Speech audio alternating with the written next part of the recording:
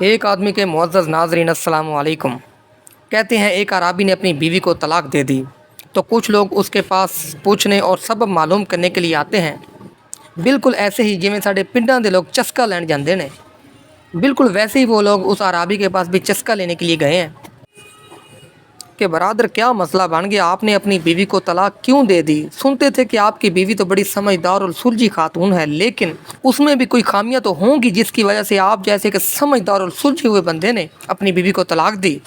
تو وہ بندہ کہنے لگا کہ وہ ابھی عدت میں ہے، ابھی تو وہ میری بیوی ہے، مجھے اس سے رجوع کرنے کا حق حاصل ہے، میں اگر اس کے عیب تمہارے سامنے بیان کر دوں تو رجوع کیسے کروں گا؟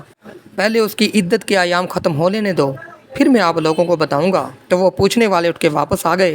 اب ان چسکے لینے والوں کا نہ دن آرام سے گزرتا، نہ رات سکون سے کٹتی۔ اللہ اللہ کر کے عدت کے ایام ختم ہوئے، اس بندے نے اپنی بیوی سے رجوع بھی نہ کیا تو وہ لوگ دوبارہ اس کے پاس پہنچ گئے تو کہتے ہیں ہن دس کی روڑا سی؟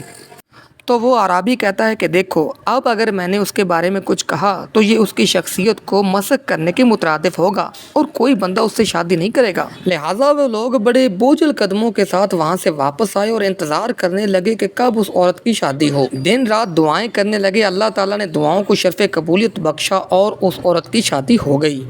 تو وہ لوگ ایک بار پھر اس عرابی کے پاس پہنچ گئے کہ ہن دس بھائی، شادی بھی ہو گئی اس دی، ہن دس سانوں۔ تو وہ عرابی کہتا ہے کہ اب جو کہ وہ کسی اور کی عزت ہے اور مروت کا تقاضا ہے کہ میں اجنبی عورت کے بارے میں اپنی زبان بند رکھوں، کیونکہ کسی غیر عورت کے بارے میں بات کرنا نہ تو اخلاقی طور پر ٹھیک ہے اور نہ ہی ہمارا دین اس چیز کی اجازت دیتا ہے۔ یہ تحریر خاص طور پر ان لوگوں کے لیے ہے جو اپنی بیویوں کی غلطیاں اپنے دوست احباب کو بتاتے پھرتے ہیں۔